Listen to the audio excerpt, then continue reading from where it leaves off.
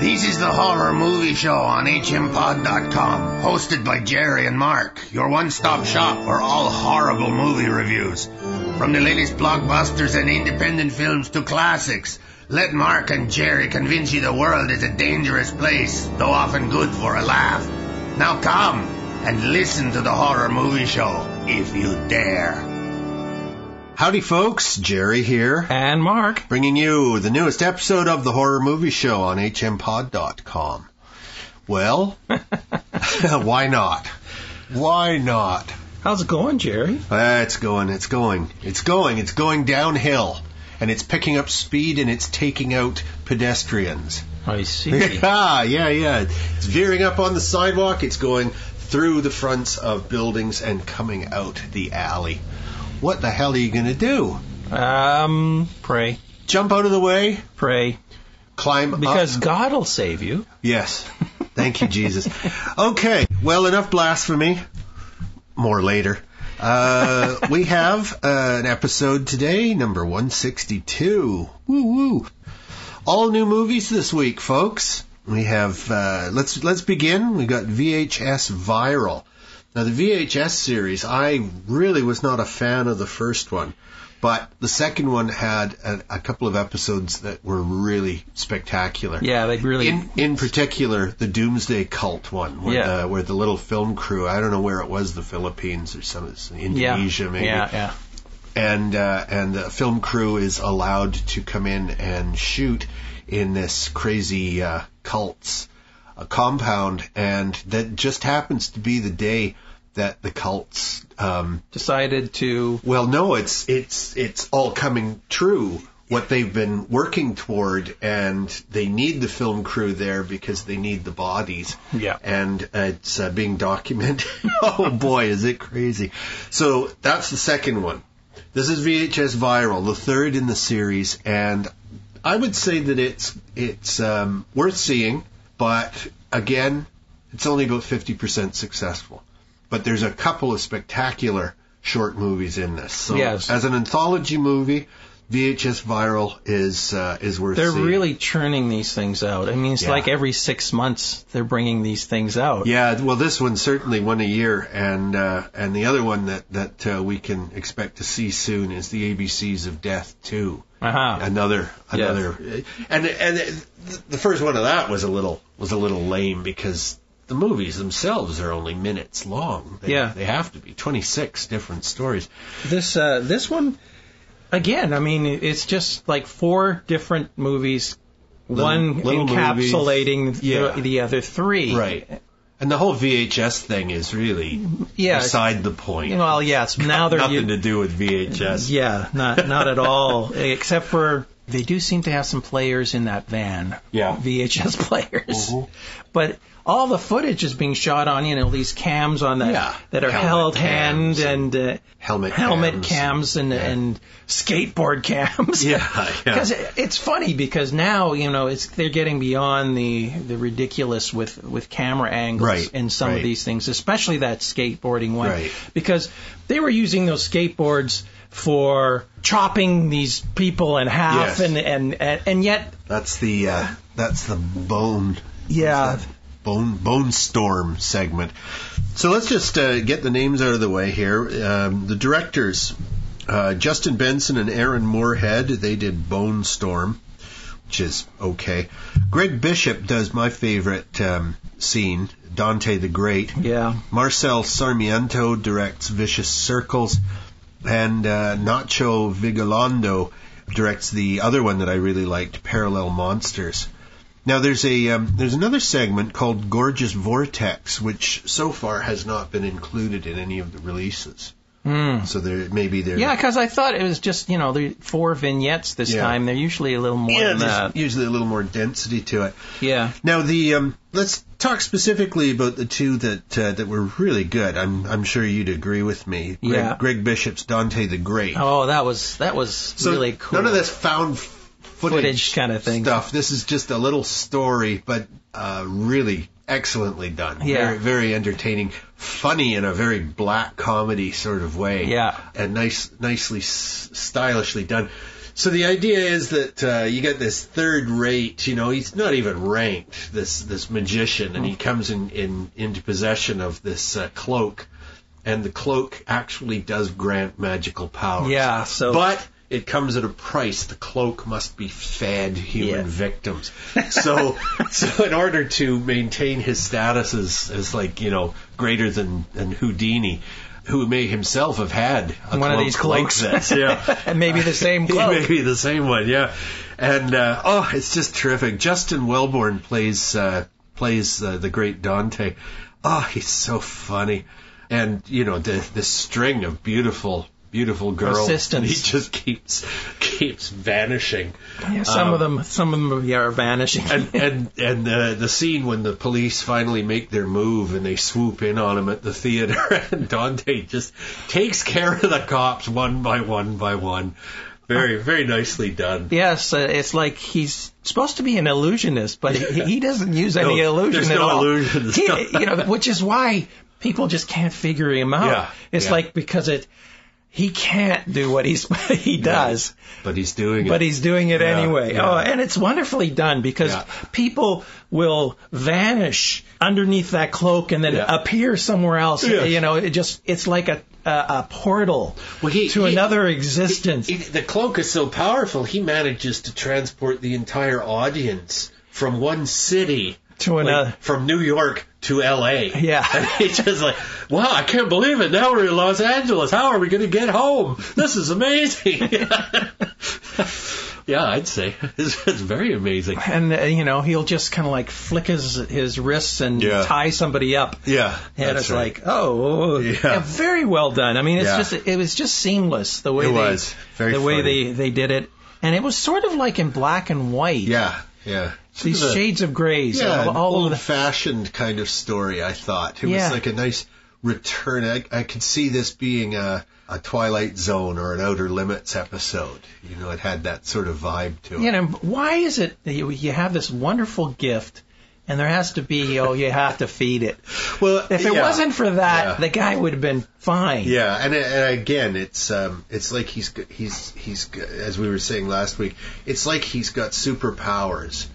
And he's using them for evil. Yeah. He could be doing good, one assumes. But no. On the other hand, the cloak's still got to get eaten. Yeah. Still has to eat. Why does it have to be people? Yeah. Couldn't it be just these stray dogs? Hamsters. A dog here and there. Rats. But no, it has to be people. Yeah. And then the whole thing gets interesting when his current assistant catches on what's going on. Well, she wants to be a magician, so she's got a little more on the ball than the other poor women. So she's trying to get a hold of this cloak, and they have a wonderful battle. Yeah, they're both hanging on to the cloak, and when they're touching it, they have these abilities. Yeah, they're running up walls and fighting on the ceiling, and and of course, if he yanks the cloak out of her grip, she drops to the ground. Yeah, and he likes her. He wants to keep her in his life. He's not going to sacrifice her to the cloak, but she's crossing him, so he has no choice, and it becomes a battle of wills to the death. Yeah, and it's wonderful. That sort of recalled the.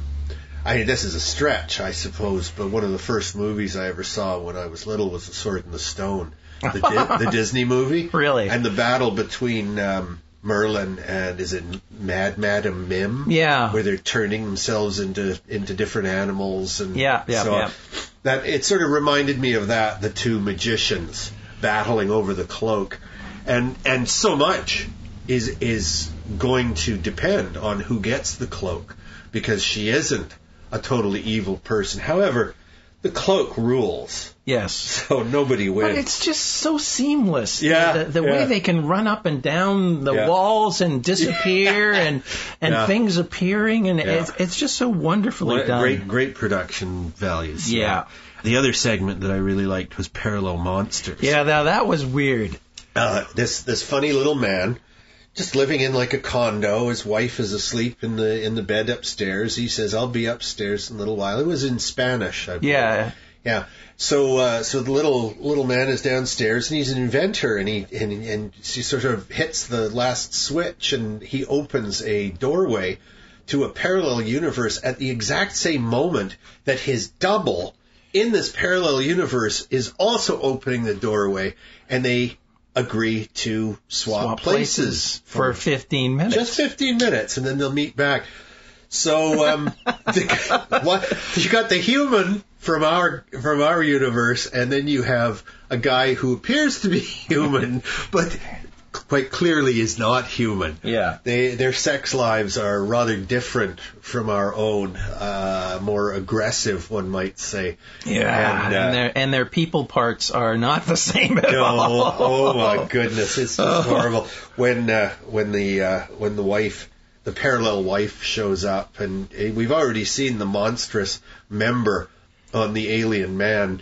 When the alien wife shows up and her privates sort of extend up to her sternum and have big snapping teeth. Oh, what a monster! What a monster!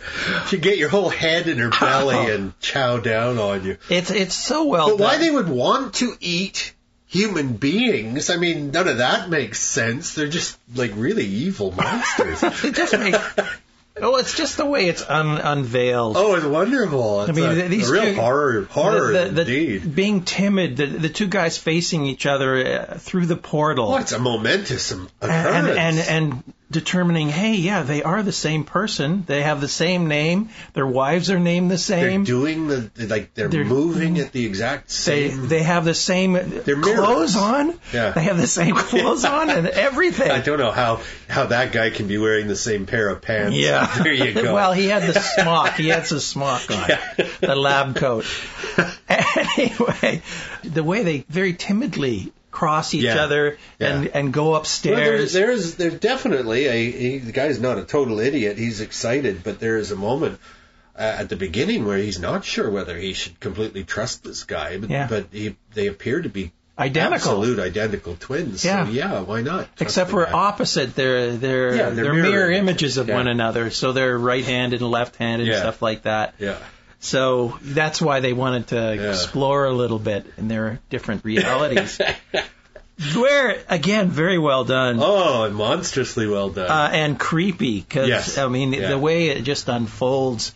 He goes upstairs, and there's his wife, dressed seductively, and she has two other people. And it's like, what are they going to do? Yeah. It's like, is this, he's going to watch and they're going to make love to his wife? We don't know. It's like, what the heck's going on here? And then they're kind of looking at him and saying, well, should we? Yeah, you want to start? And he's going, well, should we what? Yeah, because he doesn't know what they want. He's not saying it, but he's thinking it. Yeah. And it's like this creepiness. And then the two guys go away, and he doesn't know what to make of that. No. And so... And the wife's not angry at him. No, exactly. she's going... Maybe a little disappointed. Yeah. And it's just like it keeps going, and it's like you're going, my God, what's happening? Yeah. Meanwhile, the human's wife in that universe is sleeping, is having to deal with the obstreperous advances of the alien guy with his pants monster. What I thought was going to happen was I thought that in one world the alien's wife was dead. Right. And he was going to take and the guy's wife. He was going to replace him in his world. That's right. I thought that was going to happen. But it's much weirder and scarier than that. Yeah. Well, anyway, that was really well. And then they had this another section of this movie was a skateboarding thing where these guys go down to Tijuana or something. Yeah, they're supposed to be in Mexico. They come across this shrine or this evil... Yeah, a bunch of weird, pentagrams writing on the concrete roadway. And they disturb it, and all these demons show up. Well, actually, I don't think it's that they disturb it so much as they complete it, and now the ritual can begin because the innocents have arrived. Because they're just kids, and so dozens of these sort of Mexican devil-worshipping zombie people show up. And they're just fodder. They're just being killed left, right, and center with skateboards. And it doesn't seem to matter to them because they're demon worshippers. They're all going to get resurrected into hell anyway. But it's very weird. It's not 100% successful. I thought it was one of the weaker. Yeah, it was. I guess it's just because we're not into skateboarding. Yeah, well, it's also, I think, the difference between a really well-made professional production and one that's just sort of put together, slammed together. Yeah, again, I mean, as is the Through story. I thought that was really lame. Yeah, it doesn't seem to go anywhere. It's about a chase between an ambulance and police cars and other cars, and they're just going around and around and around the old dried up riverbed of the Los Angeles River. And they just keep going around and around, and more people keep getting killed as this chase continues. But the chase is pointless. There isn't anything actually going on in the chase. They're just driving around and around in circles. Yeah. Inside the van or the ambulance or whatever is all this video equipment where this is where the other 3 vignettes are supposed to be shown. Yeah. It was very confusing on what the heck was going on there. It isn't very well done. There were some very good scenes, some really horrific scenes, like when one of the kids bicycling, BMX biking, and they're videotaping themselves chasing these cars and stuff. And one of the kids gets hit by the ambulance and is caught in the back of it. Yeah. And is dragged, and he's got a camera on his helmet, so you see from his point of view him being dragged along concrete at 80 miles an hour, and his shoes are coming off, and now his feet are actually like being worn away. There's like blood spraying out. It's horrible. Yeah. Because that happens to people. They get caught under cars and they get scraped to death. Yeah. And this was really graphic. It's really nasty. But ultimately, not much of a story at all. No, not much at all. Not the first 2 VHS movies had much of a through story. Somebody watching old VHS tapes in the first and second one and, killing themselves or being possessed or whatever at the end of the story, and that was it. Yeah. It was just a mechanism for telling the vignettes within the movie. And they, like you said, it's 50% on this one. Yeah. It's like those 2 segments are really wonderful. Yeah. And then you have this the other chase. Two are not. It's basically chase scene. Yeah. That's all it is. Yeah. And smacking each other with skateboards. Yeah. Yeah. Yeah. Okay, let's move on to a rather different kind of movie. Dead Snow 2, Red vs. Dead. Another new movie. All new movies this week, folks. This movie cost 35 million NOK. Knock. I don't know what a knock is. Norwegian money. I don't know what it is, but so 35 million. Yes. I imagine their exchange rate is different. So Dead Snow 2, directed and co-written by Tommy Wirkola, who made the first Dead Snow movie. Written by Stig Frode Henriksen, Vigør Hoel, who also stars as Martin. And Tommy Wirkola, as I say, also stars Orhan Gamst as Herzog, the leader of the Nazi zombies. Martin Starr as Daniel, an American, and his little crew is Jocelyn de Boer as Monica and Ingrid Haas as Blake. And the comedy relief in this movie, although there's a lot of comedy in it, Christopher Joner plays the sidekick zombie. I would call him the zombie pet. Well, he seems to be just tagging along. Yeah, he's very dog-like. Yeah. Oh, he was hilarious. Yeah. The things that happened to him. Oh, it's so sad. So, if you recall the first Dead Snow movie, Martin and some of his buddies, male and female, go off for a snowy holiday. Yeah. They got a little cabin in the middle of nowhere. Yeah. And they accidentally disturb a cache of stolen Nazi gold, which awakens this Legion? Yeah, it's a huge, like a whole mess of... A Panzer division? Yeah, a division of undead zombie Nazis. Who have a tank. In this one they do, yeah. So I didn't think much of the first Dead Snow movie. I think I do remember you liked it more than I did. I thought it was okay, but nothing great. This one... Oh, Tommy pulls out all the stops. Yeah. It just barrels along. You want to read my interview with Tommy Wirkola? It's quite funny. He's funny in it, and it's at hmpod.com. Just scroll downwards. You'll find the Dead Snow 2 interview. So Yeah, he said that he was trying to get as much into this as he could. Yeah. He's got a much bigger budget, as you say, millions and millions. What a knock is worth, who knows? Norwegian money, yeah. So, what that sounds like is it's one of those weird things where IMDb has translated the money. It's taken it and translated it into something like from Malaysia or something. Oh, no. They do that. They do Canadian money. Yeah. They do when they're doing it in Taiwan, they'll just say how many, whatever their currency is. Something, yeah. But no, I just thought it was humorous that they said. So this one begins, and poor Martin at the end of the first movie, he's the only survivor. All his other friends have been killed. Yeah, horribly. including his girlfriend. Yeah, so everybody's dead. That's right. His girlfriend has been buried, and he's had his arm ripped off, but he's driven away. And at the beginning of the second one, he's trying to get away in the car, and Herzog and the other Nazis are after him, and he manages to rip Herzog's arm off. He's then in a car accident. The doctors find this severed arm, this zombie arm in the car, and they sew it onto his body so that he's not happy. And he does a lot of Dr. Strangelove type things where the arm is, saluting and trying to kill people, and trying to kill himself and so on.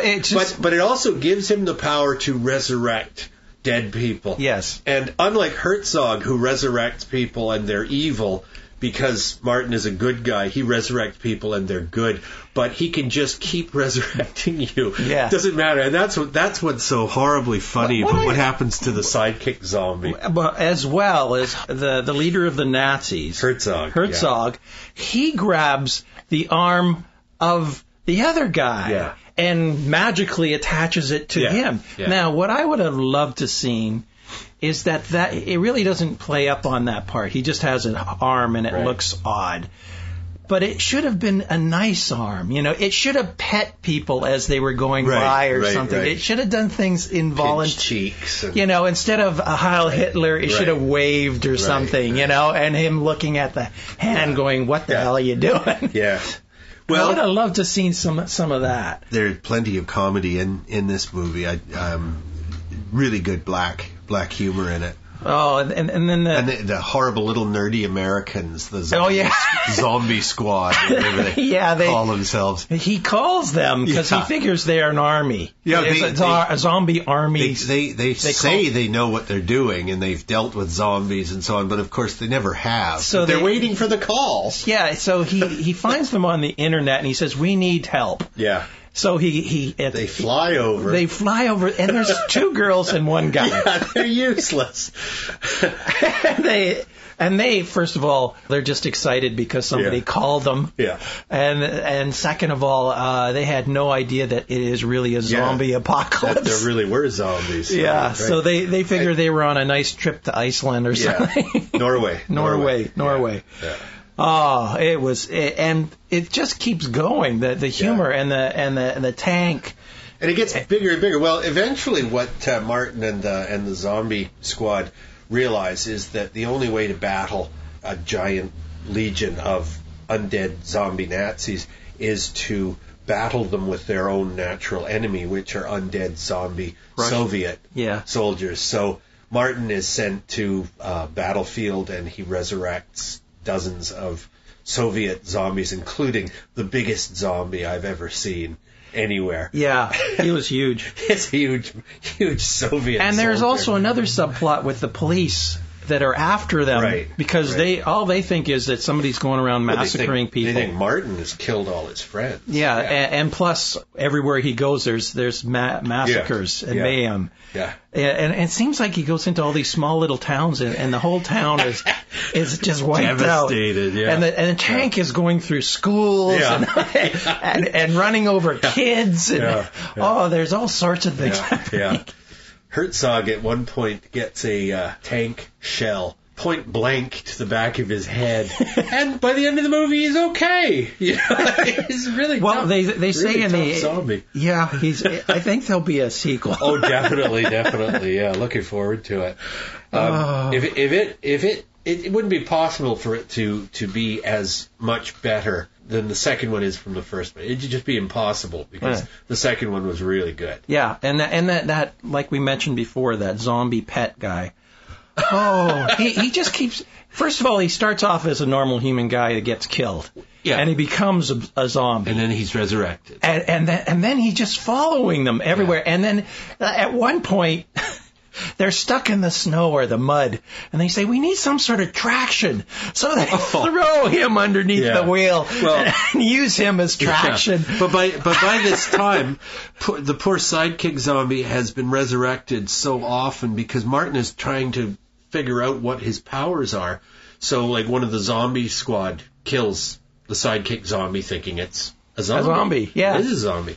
But they don't know that it's a good zombie. So then Martin resurrects it, and now it's, like, mutilated. Yeah. So he resurrects the poor sidekick again, who just becomes more and more pathetic.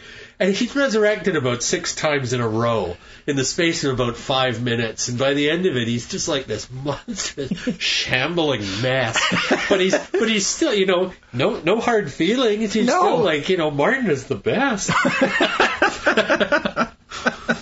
He just keeps coming back. He is the Energizer Bunny. Okay, well, let's move on to our next movie, which is Dracula Untold. Directed by Gary Shore, written by Matt Sazama and Burke Sharpless. It stars Luke Evans as Vlad the Impaler, Sarah Gadon as Marina, his wife. Dominic Cooper plays Mehmed, the evil Turkish enemy. Charles Dance, wonderful Charles Dance, he plays the master vampire. And Paul Kaye plays Brother Lucian. A big vampire movie which, right off the bat, I want to say that this movie is trying to do what Francis Ford Coppola should have done with his version of Dracula starring Gary Oldman, and that is that first 10 minutes of the Oldman version, which is set in the old days of Vlad's castle and how Dracula becomes a vampire. And it looked so beautiful with that blood red sort of raw muscle armor that he's wearing and so on. This movie, I think, takes that as its starting point and says, well, let's keep the whole thing in the past. Let's keep it gory. Let's keep it very atmospheric.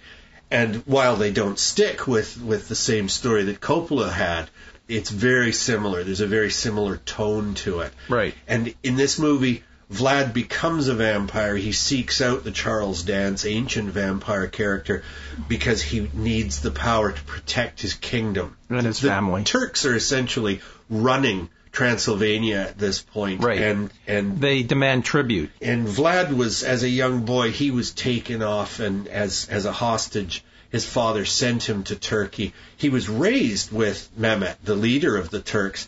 But Mehmet now wants his empire, and he's intending to not just rule Transylvania, but continue westward and take Europe as well.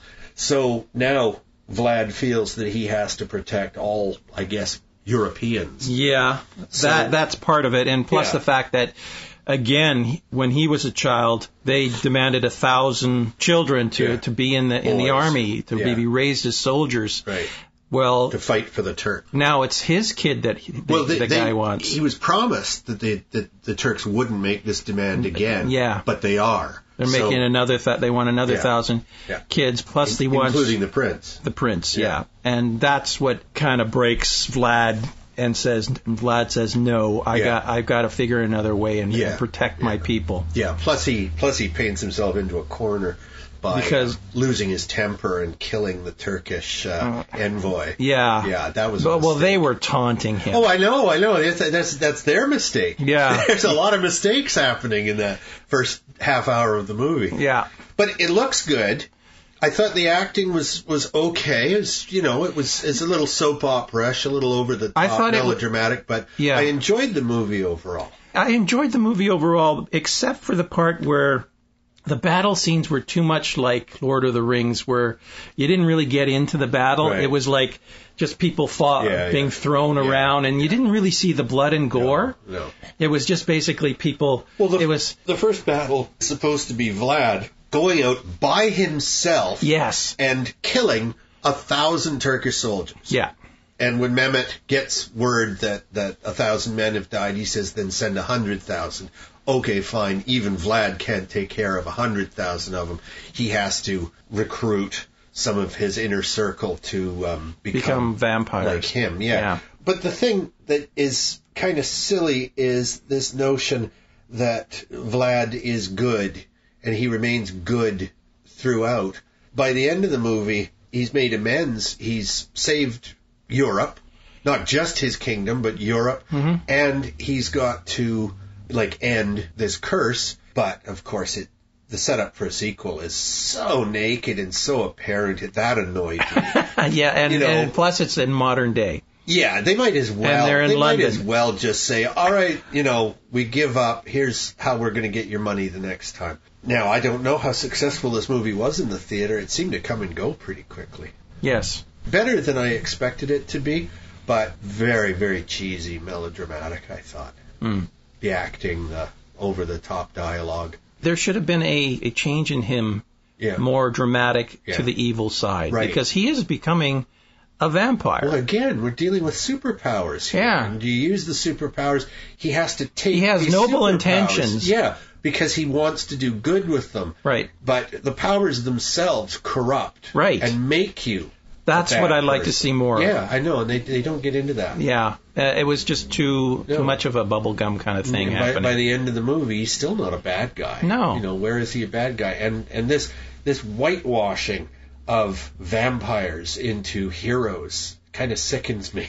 This is why I can't watch any of the Twilight movies because, excuse me, vampires are not sparkly. They're not, nice guys. These are monsters. They are the undead, so it's like they should have a completely different view on life. and they make some pretty stupid little changes, like, Christian cross doesn't have any effect on them, but other stuff does. Yeah, the light still burns. Yeah. And why are they? However, he can, as long as he's indoors. Yeah. He's perfectly fine during the daytime.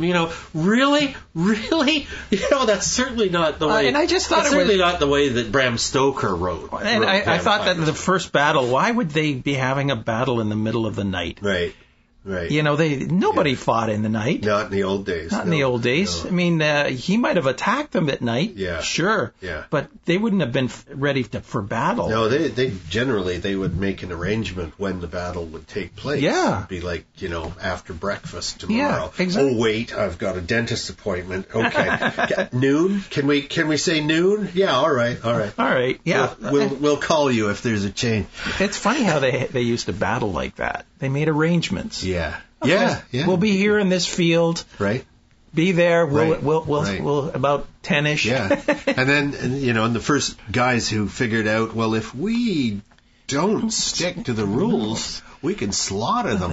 And then, everybody started doing that. It wasn't a trick anymore. And that's modern warfare. Yeah. Where anything goes. If we dig some trenches, they can't hit us. That's the difference between total warfare and warfare. Because total warfare, there are no rules. You go out and you just kill and kill and kill to get the advantage. That old-fashioned kind of warfare where there was, rules and so on. The only rules that occur in modern warfare were Geneva Convention rules, where you weren't supposed to use gas and biological weapons and so on. Right. But those rules have been broken plenty of times. Sure. Yeah. Yeah, mustard gas was very common. Well, no, it was after World War I where mustard gas and other kinds of gases were used that rule came out. The Geneva Conventions were after World War I. Right. But gas wasn't supposed to be used, or biological weapons, in the Second World War. However, the Japanese certainly used biological and gas in Manchuria. So, so on that cheery note, let's get on to the next movie. This is not exactly a remake, more a sequel. Yeah, even though they keep saying it's a remake. Yeah, now the original Earl E. Smith script from 1976, same title, The Town That Dreaded Sundown. So this is a new movie directed by Alfonso Gomez Rejon, written by Roberto Aguirre Sacasa, but based on Smith's 76 script. Stars Addison Timlin, as Jamie. Veronica Cartwright, love her, as Lillian. She's been around forever. She was Lambert in Alien. And she was also the poor victim in Witches of Eastwick. There you go. Oh, plus she was... Wasn't she in Lost in Space? No, that was her sister. Oh, that was her little sister. Oh, was it? Yeah, Angela Cartwright. Plus, as well, Veronica Cartwright was the last surviving human in Donald Sutherland's version of Invasion of the Body Snatchers. The one he points at? Yeah, that's her. She's been hiding, and she comes out, and he points her out to the other maniacs. Anthony Anderson, a strange choice, big fat black guy to play Lone Wolf Morales, who's the Texas Ranger who comes in. I love that. Really, Lone Wolf Morales. He's a black man. It's a combination of two names that they used in the past movie. Yeah, I realize that. Yeah, but it is. It's funny. It's a joke. Yeah. Gary Cole, who I really like for his comic turns, but in this he's more just sort of the jerk Chief Deputy Tillman. Ed Lauder, who died this last year, he plays Sheriff Underwood. Edward Herman, big funny looking dude who just heard him recently doing the FDR voiceover in the Ken Burns special on the Roosevelts. Really? Yeah. He's made a living playing FDR in his younger days. He plays Reverend Cartwright. Another Cartwright. And Spencer Treat Clark, former child actor, plays Corey. So this should be really called The Town That Dreaded Sundown, The Next Generation. It is, because it's like 40 years after the fact. 65 years after. That long? Yeah. Oh my God. Well, of course, because it isn't that it happened in 76. The movie was made in 76, and they're constantly talking about that the movie 1976 and movie. Showing clips. That's right, but the actual murders happened in 1946, right after the Second World War. Right. So one theory certainly is that the Moonlight murders. It was a disturbed vet, right, who came back and was murdering couples. I guess. Maybe his girlfriend left him, or something like that. Yeah. And maybe he saw loose morals, because it seemed like whoever was getting killed was having sex just before they were getting killed. Well, it really is. Not that the original 76 version was the first movie to pick on teenagers making out. No. But yeah, it certainly was keying off that, the immoral kids. Yeah. But also, of course, you can't just think that it's because they're being naughty, but also they're alone. Yeah. They're alone in the dark, so, who better to attack than a couple of kids in a car in the middle of nowhere. In this particular movie, it's not like somebody going around hacking people. Yeah. He's got sniper rifles. Oh, yeah, he's killing them in all sorts ways. Of different ways. Yeah. People will be just standing in it, and all of a sudden a bullet goes through their head. Yeah. But the killer is also copying the original movie. Yeah, he's trying to recreate the same murders in the same order. That's right. And it's good. It's got some twists and turns. It reminded me a bit of the first Scream movie. I thought it was a little slow. Oh, I wouldn't say it's a great movie. I thought it was good, but neither of us are huge fans of the let's watch a maniac stab teenagers to death. Yeah, and they're not our favorite movies. And there didn't seem to be a rhyme or reason why what you find out at the end wasn't a good enough solution for me. No. I'm going, what are these guys, idiots? Yeah. Yeah. The cops were idiots, that's for sure. I thought it was okay for what it is, but it is not a favorite subgenre of mine.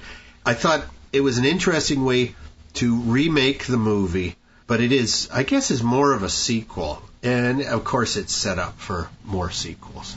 Yeah, I wouldn't recommend them. I can't think of another movie except maybe Psycho where they waited so long to make a sequel. Yeah. Because the original Psycho was like, what was that, 60s? Well, this is 40 years later, 74 they made it? And 76. Now it's 76? Okay, almost 40 years. Yeah.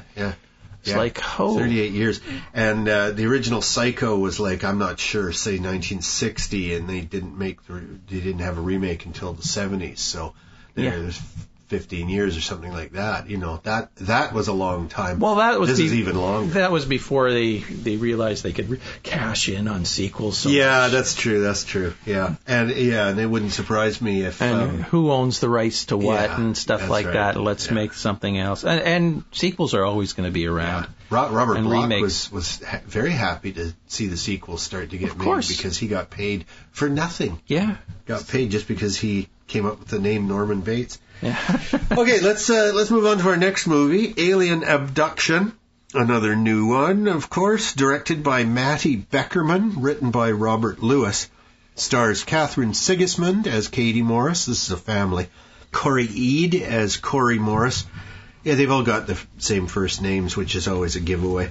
Riley Polanski plays Riley Morris. Oh, I didn't realize that. Gillian Clare plays Gillian Morris. Okay. Ben Sharples plays an agent. Kelly Hinman plays the park ranger. It's a nice idea. The idea that they're family and they're going to go visit. They're going to make a side trip to visit these Brown Hill lights or whatever. It's supposed to be a real phenomenon that nobody has explained properly, but they really don't get into those lights much at all. This is mostly about this family being kidnapped or, whatever, disintegrated one by one by aliens. Yeah. It's extraterrestrial aliens. I thought it was really well done. Did you? Especially the whole tunnel, them coming along and ending up in that tunnel where all these abandoned cars. Right. And they could hear things before they get there. Right. And they see things off in the distance, but then they get to this tunnel and it's like suddenly they confront the aliens. Right. And it's the way that's shot, the alien, they're scurrying around and in the darkness and again with the flashlights in the darkness. Yeah. Part of the family escapes, some of them don't. Yeah. And they end up finding a cabin in the woods and holding up there with whoever lives there.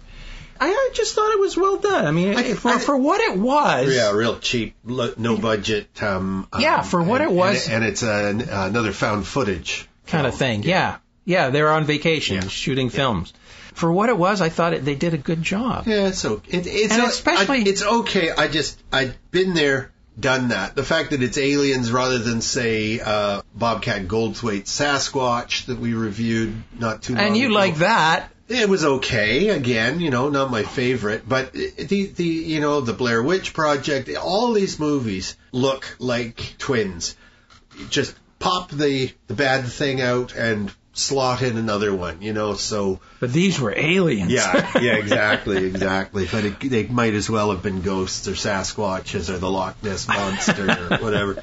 A found footage movie has got to be extraordinarily well done for me to really like it, It's got to be like The Sacrament, something like that. Well, for what it was, like I said, low budget, found footage type movie, I thought they did an okay job. Okay. Let's see. Yes, we've got time to talk about another new movie. Sin City, A Dame to Kill For. It's horrific enough to fit with our format, I think. Directed by Frank Miller and the always entertaining Robert Rodriguez, based on Frank Miller's comic books. Mickey Rourke plays Marv again. Jessica Alba is back as Nancy. Josh Brolin, he's filling in for, who is the actor who played Dwight in the first movie? But the idea is that Dwight went through total plastic surgery. Yeah. I don't remember who played him in the first movie. Joseph Gordon-Levitt, one of the better young actors working these days. He plays the gambler Johnny. Rosaria Dawson is back. Bruce Willis is back as Hartigan. Eva Green. Powers Booth plays an evil senator. Ray Liotta. Christopher Maloney. Jeremy Piven. Christopher Lloyd. Jamie King and Juno Temple. Very busy young actress these days. Yeah. So, again, an episodic movie, different stories, all sort of crossing one another. Yeah, and the characters. I mean, Mickey Rourke seems to exist in this movie just to give encouragement to other characters having their own problems, Well, hey, what can I do for you, buddy? Hey, look at me. Hey, things could be worse. Hey, hey, let's go out and kill people. Hey, that'll be fun. You need some help? Okay. He was like this giant I found this movie buddy. It's a great double bill with the first movie. It kind of just flow into one another. I thought the first one was original and much more interesting. I didn't think this one brought enough new to the table. I thought it was just way too much of the same. Just as 300, another Frank Miller production, was too much of the same. Not enough to make me appreciate more of the story. The first time I saw it, I kind of wondering why it was necessary to have this movie. Yeah. And then the second time I watched it, it was with a double bill with the first movie. I watched the first movie again, and then the second movie, and then I went, oh yeah, okay, things are proceeding. It is taking some of the storylines from the first movie and advancing them in the second movie. And plus, it looked really great in 3D. Right. The second movie. I saw it non-3D first, and then I saw it in 3D the second time I watched it, and it's very eye-popping, the 3D. Of course, it's all digital, so it's perfect venue for 3D. And I thought Ava Green, she looked good. yeah, gorgeous women in it. There's a lot of gorgeous women in this thing. So as far as 3D goes, if the movie looks good, that's one thing. But I didn't think that the writing was sharp enough, and I didn't think the acting, the characters were sharp enough to warrant a whole sequel like this. I thought it was all wrapped up at the end of the first one, and that was good enough for me. Just not a big Frank Miller fan, you know. I think that's what it comes down to. I disagree. I think the characters were interesting characters, and they introduced some new ones, and they developed some other ones. Now, the Merv character, no, they didn't develop him, but the Jessica Alba character, she was developed a little more. But she just basically goes insane in the second one. Yeah, well, that's it. But it's sad to see Jessica Alba using broken glass to cut herself up and stuff. Just nasty. It is nasty. It's like Frank Miller just, wants to lower humanity to the basest level. That's what it's called, Sin City. It is a gruesome place. Yeah, well, it wasn't, anyway, I wasn't think as entertaining as the first movie. I think it works really well as a double bill. Okay, all right. That's damn faint praise, I'd say. Okay, let's go through the movies. VHS Viral. I'd definitely say rent it for the 2 out of the 4 scenes that are worth seeing. Exactly the same as the second movie. Yep, and I think they'll continue to make these things in rapid succession. Yeah. Because it is different people, and it's hit and miss. Yeah. And it's like you'll have exceptional pieces, and you'll have so-and-so pieces. Yeah. Yes, they could take a little more time and make sure that they're all exceptional pieces. Giving 50% is only it would half be nice. The job. They are totally different styles and everything, and it you can see why it'd be popular. Yeah. To make something like this. Oh, yeah. Because it's a venue for new directors and things like that to create short films that can be put together with other films and get some exposure. Oh, yeah. The anthology has always been a great venue for short movies. We don't get to see a lot of short movies these days. Not the way really. Theaters are set up and so on. No. Unless you seek them out online or go to festivals. Exactly, and this is a perfect venue for that. Yeah. I don't know how long VHS is going to be. They're a little sad already. Now it's just a trademark at this point. It could have just been video viral. Yeah. Dead Snow 2, I think we both really like that. Oh, you got to see it. Yeah. It is just a hoot. It is, and you don't need to have seen the first one. Just go right into the second one. Yeah, they do explain what happened in the first one. Yeah. So you don't really need to see it. And it's well worth the 35 million knock that it took to make. Absolutely. Every penny. Dracula Untold, I would recommend it. It was pretty good. It's certainly a lot better than most of the vampire movies I've seen in the last couple of years. I think it's just a so-and-so Dracula movie, and it's viewable, but not you wouldn't great. recommend it? It's not great. Okay. The Town That Dreaded Sundown is all right. Nothing great. No. I wouldn't. I don't think I'd recommend it, though. No, I don't think I would recommend this either. I just felt that the payoff was really poor, and I didn't like the pace. Yeah, go watch Scream again. It's pretty much the same movie. Yeah.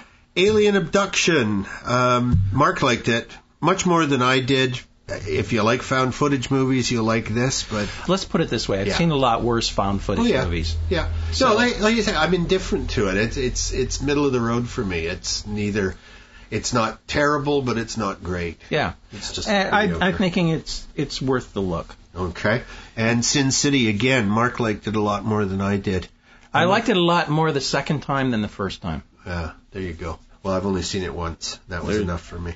There you go. Okay, folks, so we'll be back next week with some more movies to talk about. We'll be talking about Ouija and Lucy, and then we're going to drown our sorrows in Noah.